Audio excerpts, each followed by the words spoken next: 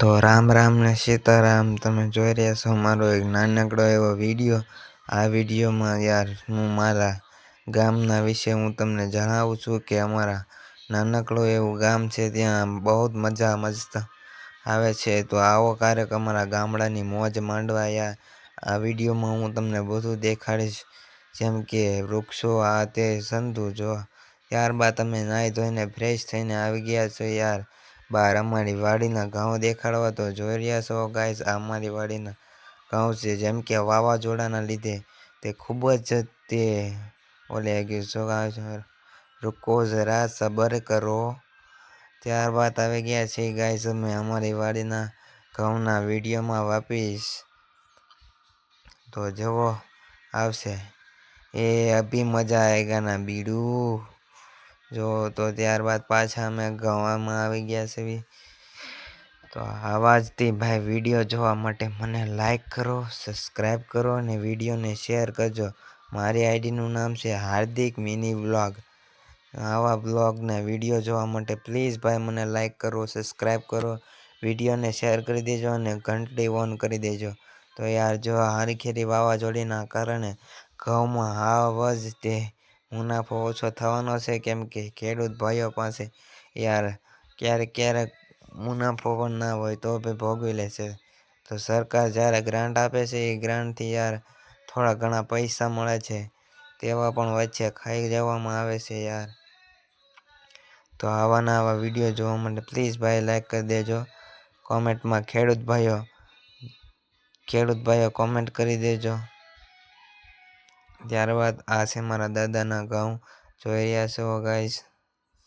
ત્યારબાદ આગળ અમે હાલી રહ્યા છીએ અને વ્લોગ પણ ઉતારી રહ્યા છીએ. ભાઈ હું ખૂબ જ મહેનત કરું છું.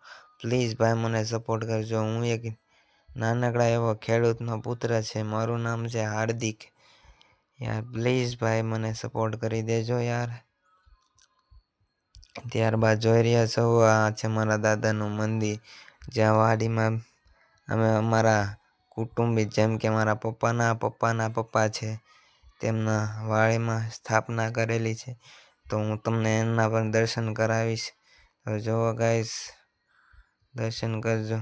જ્યાં સુધી આ અમારી વાડીમાં છે ને ત્યાં સુધી ભાઈ શાંતિ છે, બીવાની જેવી વાત જ નથી.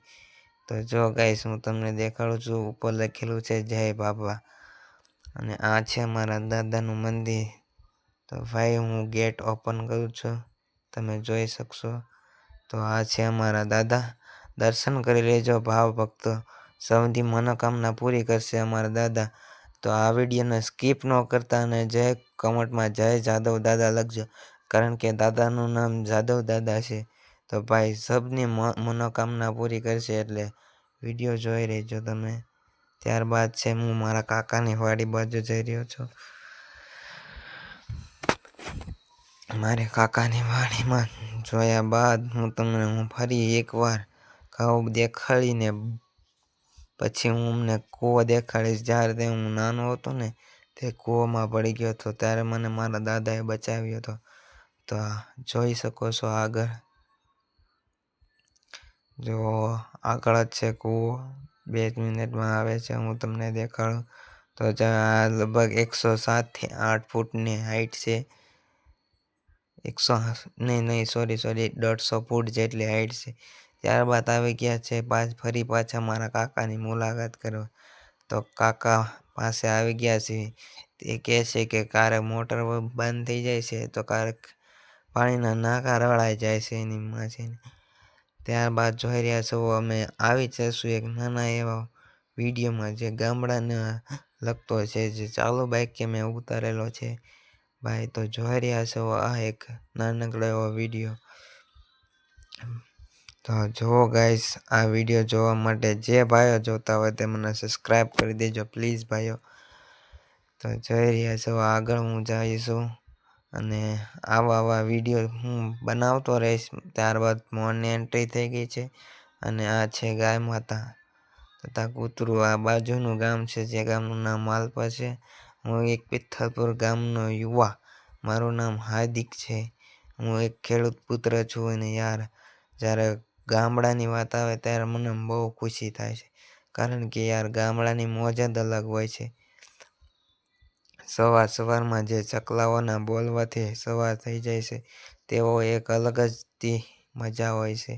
ત્યારબાદ અમે આવી રહ્યા છીએ આગળ.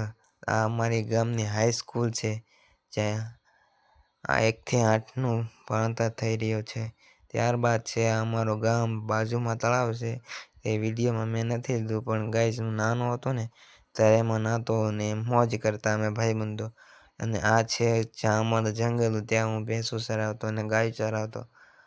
બહુ જ મજા આવે યાર, ક્યારેક મુલાકાત કરો પિથલપુરની, બહુ મજા આવશે તમને બી. આ છે મારા કાકાની વાડી, જેમાં મેથી, કોથમરી ને લસણ છે, તમે જોઈ રહ્યા છો આગળ. આ છે અમારા ગામનું એન્ટ્રી ગેટ. ત્યારબાદ તમારે ફરી એકવાર આંબાને એવું જોઈ શકો છો. ત્યારબાદ ફરી એકવાર ઘઉં આવી ગયા છે યાર. આવી મોજ માંડવા મારા લાઈક કરો ને સબસ્ક્રાઈબ કરો વિડીયો.